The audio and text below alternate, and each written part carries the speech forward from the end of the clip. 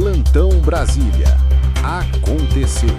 O dia em que a paciência do povo brasileiro se esgotou. O dia em que centenas de milhares de patriotas foram às ruas, não para pedir um golpe, mas para implorar por socorro. Socorro contra a tirania de um homem só. E a reação do sistema a esse clamor popular foi o que desmascarou, de uma vez por todas, a conspiração criminosa entre a toga e a mídia para silenciar uma nação. Nos próximos minutos, você será uma testemunha ocular da história. Vai se emocionar com a força do nosso povo. Vai se indignar com a arrogância de um ministro. E vai se chocar com a prova cabal da manipulação da Rede Globo, através de um áudio vazado que obtivemos com exclusividade. Mas antes, se você acredita que a voz do povo é a voz de Deus, se inscreva no canal e deixe seu like. Esta é a sua convocação para a batalha final pela verdade. Para entender a fúria que tomou Brasília, é preciso entender a escalada da tirania na semana que a precedeu. A caneta de Alexandre de Moraes, mais afiada e venenosa do que nunca, trabalhou sem descanso para sufocar a liberdade no Brasil. A ofensiva foi brutal e calculada. Primeiro veio o ataque à imprensa livre. Com uma única decisão monocrática, ele ordenou a suspensão de um popular programa de rádio conservador em São Paulo, alegando discurso de ódio. No dia seguinte, o alvo foram as redes sociais.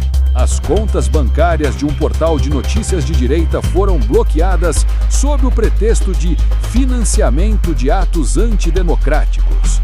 O recado era claro: quem ousasse criticar seria asfixiado financeiramente. Depois, o avanço foi sobre os cidadãos comuns. Uma senhora de 68 anos de Santa Catarina foi presa em sua casa pela Polícia Federal por ter compartilhado um meme considerado ofensivo ao Supremo. Um pai de família, no interior de Minas, teve seu sigilo bancário quebrado por ter feito uma doação de R$50 para um grupo que organizava manifestações. O terror estava sendo instaurado, pessoa por pessoa. Mas a gota d'água, o ato que fez o copo transbordar, foi o ataque direto aos representantes do povo. Na quinta-feira, Moraes autorizou uma operação de busca e apreensão nos gabinetes de 3 deputados federais da oposição sem qualquer crime comprovado, baseando-se apenas em relatórios de inteligência anônimos. O recado final havia sido dado. A imunidade parlamentar estava morta. O Brasil não tinha mais 3 poderes, tinha apenas um. Sentindo que as instituições em Brasília haviam se acovardado ou se tornado cúmplices, o povo decidiu apelar para a última muralha: as Forças Armadas.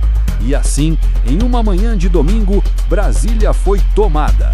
Não era uma manifestação, era uma peregrinação pela liberdade. Um mar de gente, vestida de verde e amarelo, se concentrou em frente ao quartel-general do Exército. Famílias inteiras, avós, pais, filhos, netos. A faixa principal, com mais de 50 metros de comprimento, dizia tudo: impeachment de Alexandre de Moraes já! FFA, salvem a Constituição! Soldados jovens nos portões do quartel olhavam para aquela multidão não com desconfiança, mas com uma visível emoção. Eles viam em cada rosto o reflexo de suas próprias famílias. Eles viam o desespero de um povo que só tinha a eles a quem recorrer. E então, por volta das 11 da manhã, aconteceu o momento que definirá esta geração. Diante dos imponentes caminhões do Exército e dos soldados perfilados, uma única voz, a de uma senhora, começou a cantar. E em segundos, ela se tornou a voz de centenas de milhares.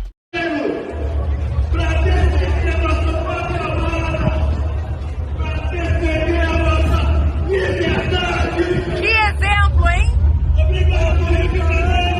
Quantos anos? 90 anos.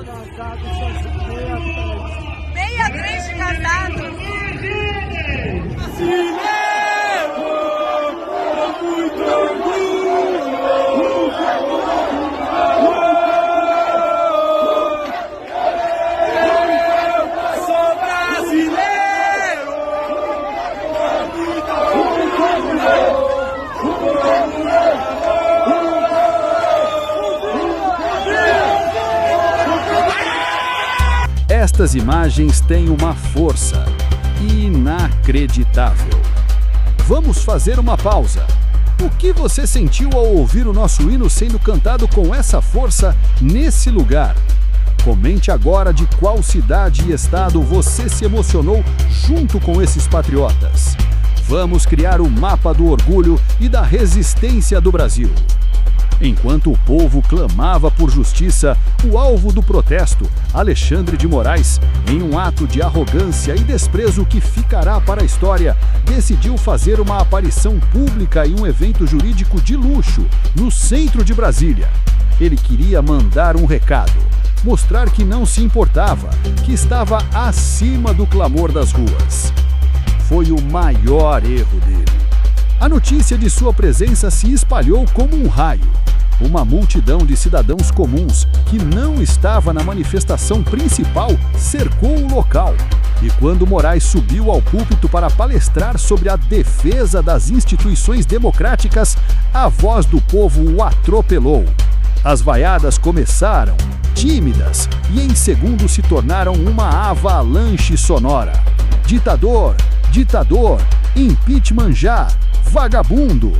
Ele tentou continuar, elevando a voz, o rosto se contorcendo numa máscara de ódio. Mas era inútil. A cada palavra que ele dizia, as vaiadas e os xingamentos dobravam de volume. Humilhado publicamente, derrotado pela voz do povo, ele abandonou o discurso e foi retirado às pressas do local por uma falange de seguranças, fugindo das câmeras e da realidade. O que aconteceu a seguir, sócio, é a prova final da conspiração do silêncio. A prova da aliança criminosa entre a toga e a mídia para manipular você. Nós tivemos acesso a um áudio de uma ligação feita por um Alexandre de Moraes enfurecido, de dentro do carro blindado em fuga, para um diretor de jornalismo da Rede Globo. Ouça com atenção cada palavra. E depois de ouvir, eu quero que você responda nos comentários.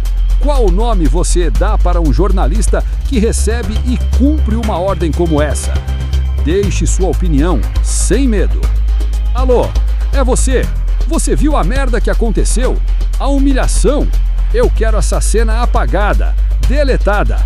Não quero uma imagem, um segundo dessa vaiada no Jornal Nacional hoje. Nenhuma.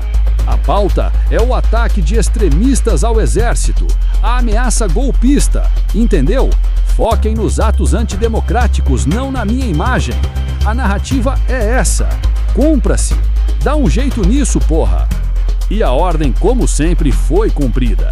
Naquela noite, o Jornal Nacional dedicou 15 minutos a pintar os manifestantes como golpistas, mas não mostrou um único segundo das vaiadas que fizeram o ministro fugir. A vergonha foi escondida, a manipulação foi completa. Mas eles não contavam que a verdade, como a água, sempre encontra uma rachadura para vazar.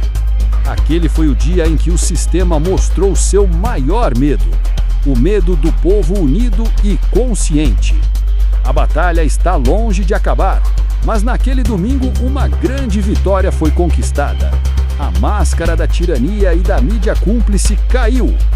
Se inscreva no canal e ative o sininho para continuar na linha de frente desta guerra pela informação. Nós somos a sua voz. E para selar nosso compromisso com o futuro, a pergunta mais importante de todas. Pensando nas próximas eleições, qual nome você acredita que tem a força e a coragem para liderar o Brasil e finalmente restaurar a nossa Constituição? Deixe seu voto para presidente nos comentários. O Brasil precisa decidir. Um forte abraço!